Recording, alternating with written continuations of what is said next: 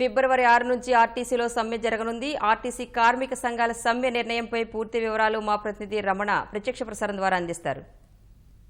డిమాండ్ల సాధన కోసం ఆర్టీసీ కార్మికులు సమ్మె బాట పట్టారు.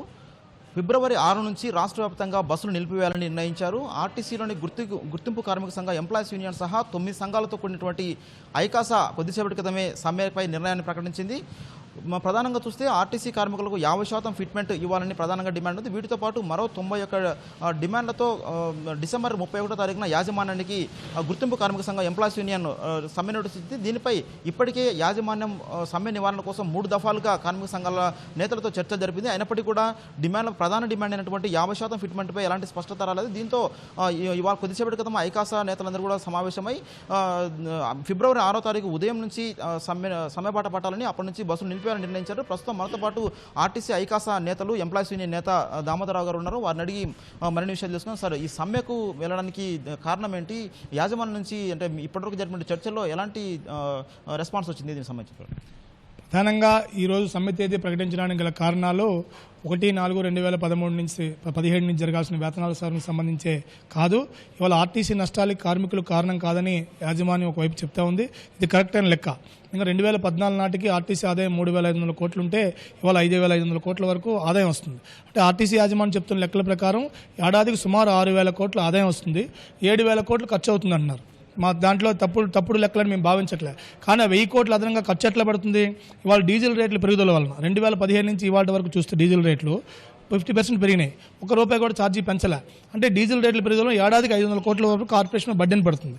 వాళ్ళ నష్టాలు వస్తున్న పల్లి వెలుగు రూట్లలో బస్సులు తిప్పడం వల్ల ఏడాదికి 700 కోట్ల వరకు నష్టం కలుగుతుంది. అంటే సుమారుకి 1,200 నుంచి 1,300 కోట్లు ఇవాళ ప్రభుత్వ విధానాల వల్ల నష్టం వస్తుంది. ఆర్టీసీ కార్మికుల వల్ల కాదు. కాబట్టి ఈ నష్టాలను భర్తీ చేయాలని ప్రధానంగా డిమాండ్ చేస్తున్నాం. ఇవాళ ప్రభుత్వం ఆర్టీసీని ఆర్థికంగా ఆదుకోకపోతే ఇవాళ ఉన్నటువంటి అప్పులకి రోజుకి 2 కోట్ల రూపాయలు వడ్డీ కట్టాల్సిన పరిస్థితి.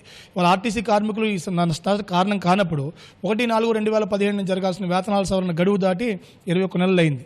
ఇప్పటికే డిసెంబర్ 31న సమ్మె నోటీస్ ఇచ్చాం. కానీ గుర్తింపులోకి వచ్చిన తర్వాత 9వ నెలలోనే నోటీస్ ఇచ్చినప్పుడు కూడా యాజమాన్యం నుంచి దఫాలుగా చర్చలు జరిగినాయి. కొన్ని అంశాలైతే పరిష్కారం దిశగా యాజమాన్యం వీసీఎండీ గారు చర్యలు తీసుకోవడం జరిగింది. కారుణ్య నియామకాలకు సంబంధించి కానీ కాంట్రాక్ట్ కార్మికులు రెగ్యులర్ సంబంధించి నిర్ణయాలు తీసుకున్నారు. ప్రధానంగా ఇవాళ ప్రభుత్వం ఆర్టీసీని ఆర్థికంగా ఆదుకోకపోతే ఈ సంస్థ మనుగడ సాగడం కష్టం అనేది స్వయాన వీసీఎండీ గారు చెప్తా ఉన్నారు. దానికి సంబంధించి ప్రతిపాదనలు కూడా నిన్ననే గౌరవనీయులు వీసీఎండీ గారు మన ముఖ్యమంత్రి గారికి తెలియజేయడం జరిగింది. భవిష్యత్తులో ఉన్న బస్సులను రీప్లేస్మెంట్ చేయాలంటే, పెరుగుతున్న జనాభాకు అనుగుణంగా 1000 బస్సులు కొనుగోలు చేయాలంటే, లేకపోతే ఇంకా ఉన్నటువంటి అప్పులు కట్టాలంటే రీఇంబర్స్ చేయాలనుకుంటే వాళ్ళ ప్రభుత్వం నుంచి రావాల్సిన 900 కోట్లు రీఇంబర్స్మెంట్ రావాల్సిన అవసరం ఉంది. ఏ విధమైన ట్యాక్స్ హాలిడే ప్రకటించాలని వివరాలతో పాటు 3,720 కోట్ల రూపాయలు బడ్జెట్లో కేటాయించాలని చెప్పారు. ఆ విధంగా ప్రభుత్వం ఆర్థికంగా ఆదుకుంటే ఈ ప్రజా రవాణా వ్యవస్థ ప్రజలకి మరింత చేరువ వెళ్లే అవకాశం ఉందనేది ప్రధానంగా డిమాండ్తో ఆర్టీసీని ప్రభుత్వంలో విలీనం చేసుకోవాలి. ఆర్టీసీకి వస్తున్న నష్టాలను ప్రభుత్వం భరించాలని ప్రధాన డిమాండ్. తర్వాత పనిచేసే ఉద్యోగి జీతం అవసరం, జీతం లేకుండా పనిచేయాలనే పరిస్థితి. జీతాల గడువు దాటి 21 నెలలు అయింది. కాబట్టి ఇవాళ నిజ వేతనాలు 43% గతంలో ఇచ్చారు. కాబట్టి ఇవాళ 50% ఫిట్మెంట్ ఇవ్వాలని అడగడం జరిగింది.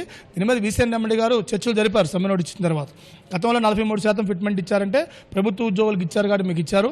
ఇప్పుడు ప్రభుత్వ ఉద్యోగులకు వేతనాల సవరణ ప్రక్రియ పూర్తి కాలేదు కాబట్టి 20% ఫిట్మెంట్ మాత్రమే ఇవ్వగలని చెప్పడం జరిగింది. రిమైనింగ్ బ్యాలెన్స్ తర్వాత ఆలోచన చేస్తామని చెప్పినప్పటికీ ఇవాళ ప్రభుత్వ ఉద్యోగులకి మాకు ఇప్పటికే 43% తీసుకున్నప్పటికీ 20 నుంచి 30% వ్యత్యాసం ఉంది. 20 నుంచి 30% వ్యత్యాసం ఉంది. అంటే ఇప్పుడు ఇస్తున్న 20% ఆ వ్యత్యాసం కూడా పనికిరాదు. ఇలాంటి పరిస్థితుల్లో తర్వాత ప్రభుత్వం ఇచ్చిన తర్వాత ప్రభుత్వ ఉద్యోగులకు ఇచ్చిన వేతనాల సవరణ వాళ్ళకి 5 సంవత్సరాలు, మాకు 4 సంవత్సరాలు ఆనవాయితీ. ఇప్పుడు ఉన్నటువంటి ఆనవాయితీ ప్రకారం 4 సంవత్సరాలకు ఒకసారి వేతనాల సవరణ కొనసాగిస్తూ మేము ఇచ్చినటువంటి 50% డిమాండ్ మీదే చర్చలు జరిపి మా నిజ వేతనాల సమస్యను పరిష్కరించమని విజ్ఞప్తి చేయడం జరిగింది. కానీ ఆర్థిక అంశాల కారణం వల్లే మేము వేతనాల సవరణ ఇంతకంటే చేయాలని వీసీఎండీ గారు చెప్తున్నారు. అందుకు ప్రభుత్వం చొరవ తీసుకొని ఆర్టీసీని ఆర్థికంగా ఆదుకునే విధంగా ప్రభుత్వం చొరవ చూపించాలి. వేతనాల సవరణ ప్రక్రియని వెంటనే పరిష్కరించకపోతే మాత్రం ఫిబ్రవరి 6 నుంచి అయితే సమ్మె తలపెట్టాం. సమ్మె అనివార్యమైన పరిస్థితి కనబడుతుంది. దానికి సంబంధించి కార్యాచరణ కూడా ప్రకటన జరిగింది. ఈ సమ్మెలో ఏ సంఘాలు పాల్గొంటున్నాయి? ఎన్ఎంయూ పరిస్థితి అంటే ఎన్ఎంయూని కలుపుకొని పోతారా మీరు? ఇవాళ గతంలో జరిగిన సమ్మెలకు సంబంధించి ఎంప్లాయీస్ గుర్తింపులు ఉన్న ఏయూని గతంలో నేషనల్ మజ్లిస్ గుర్తింపు ఉన్నప్పుడు కూడా ఎంప్లాయీస్ గుర్తింపులో లేకపోయినా వాళ్ళు రేపటి నుంచి సమ్మె అంటే ముందు రోజు నుంచి మేము సమ్మె ఉన్నాం. గతంలో 2000 కోట్ల కూడా అన్ని కార్మిక సంఘాలు కలిసి పనిచేసినాయి. 2013 సంబంధించి 15లో 8 రోజులు సమ్మె జరిగినప్పుడు కూడా నేషనల్ మజ్లిస్ నాయకత్వం సమ్మె నోటీస్ ఇవ్వకపోయినా సమ్మెకు మద్దతు ఇవ్వడం ఇవ్వడం జరిగింది. సమ్మె చర్చల్లో భాగంగా వాళ్ళు కూడా భాగస్వామ్యం చేశాం. ఇవాళ ఆర్టీసీలో 9 కార్మిక సంఘాలు ఉన్నాయి. నేషనల్ మజ్దూర్తో కాక 8 సంఘాలు ఉన్నాయి. 8 కార్మిక సంఘాలు వాసవాతో పాటు అందరూ జాయింట్ యాక్షన్ కమిటీ ఏర్పాటు చేయడం జరిగింది. నేషనల్ మజ్దూర్ను కూడా ఇవాళ సమ్మెకు మీరు తీసుకునే ఉద్యమానికి సంబంధించి ఉద్యమ కార్యక్రమాలు అన్నింటిలో పూర్తి మద్దతుని ప్రకటన జరిగింది. ఇవాళ ఏ ఉద్యోగికో పనికి వచ్చే విషయం కాదు ఇది. సంస్థ ఉంటేనే ఉద్యోగులు కాబట్టి సంస్థను రక్షించుకోవడం కోసం కార్మికుల నిజ వేతనాల కోసం అందరూ కలిసికట్టుగా ఆర్టీసీ ఉద్యోగుల్లో ఉన్న సంఘాలతో పాటు అన్ని association SC ST welfare association BC Muslim minority అందరినీ కలిసి అప్పీల్ చేయడం జరిగింది. అందరూ మా ఉద్యమానికి మద్దతిస్తామని తెలిసారు. ఇప్పుడు ఆర్టీసీ కార్మిక జాయింట్ యాక్షన్ కమిటీగా ఏర్పడిన సంఘాలతో పాటు బయట ఉన్న నేషనల్ మజ్దూర్ కూడా మద్దతు పలికింది కాబట్టి 100% సమ్మె అనివార్యం అయితే సక్సెస్ అవుతుంది. సమ్మె నివారణ చర్యల సందర్భంగా జరగాలనుకుంటే ప్రభుత్వం యాజమాన్యం చొరవ తీసుకోవాలి. చర్చలకు ఏ క్షణాన్ని పిలిచినా సరే మేము చర్చలకు వెళ్ళి చర్చల ద్వారా సమస్యలు పరిష్కరించుకుని సిద్ధంగా ఉన్నాము. సమ్మె అనివార్యం అయితే మాత్రం దానికి ప్రభుత్వం బాధ్యత వహించాల్సిన అవసరం ఉంది. సమ్మె చేసి ప్రజలు ఇబ్బంది పెట్టాలా, ప్రభుత్వం బ్లాక్మెయిల్ చేసిన ఆలోచన అయితే మాకైతే లేదు కాబట్టి సమ్మె అనివార్యం అయితే ప్రజలు పూర్తి స్థాయిలో ప్రజాప్రతినిధులు మేధావి వర్గం కూడా మా న్యాయమైన డిమాండ్ల పరిష్కారం కోసం ప్రజారవాణాన్ని రక్షించుకోవడం కోసం ఆర్టీసీ కార్మిక సంఘాలుగా చేస్తున్న ఉద్యమానికి పూర్తి మద్దతు ఇవ్వాలని ఈ సందర్భంగా విజ్ఞప్తి చేస్తున్నాం. మనతో పాటు ఐకాసా నేత ఎంప్లాయీస్ యూనియన్ ప్రెసిడెంట్ వైవి రావు గారు ఉన్నారు. వారిని అడిగి మరిన్ని విషయాలు. సార్, సమ్మె నిర్వాహకానికి ముందుగానే కొన్ని అజిటేషన్ కూడా పిలుపునిచ్చారు. సో వాటిని మీరు ఏం చేయబోతున్నారు, దానికి సంబంధించి ఎప్పటి నుంచి మీరు బస్సులో ఆగిపోతున్నారు, మీరు కార్మికులకు మీరేం సూచిస్తారు?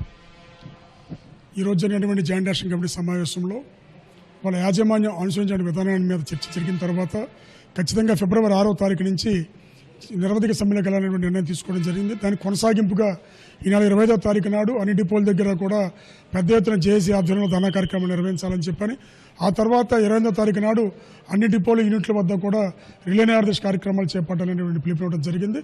దాంతోపాటుగా ఈ నెల 30వ తారీఖు నాడు ఈ రాష్ట్రంలో ఉన్నటువంటి అన్ని రీజనల్ మేనేజర్ కార్యాలయాల వద్ద కూడా చెలో ఆర్ఎంఎస్ కార్యక్రమాలు పెట్టి చాలా పెద్ద ఎత్తున కార్మిక వర్గాన్ని అక్కడ సమీకరించడం ద్వారా ఈ సమ్మెకు ప్రాధాన్యతను తెలియజేయాలనేటువంటి ఆలోచన నిర్ణయం తీసుకున్నాము.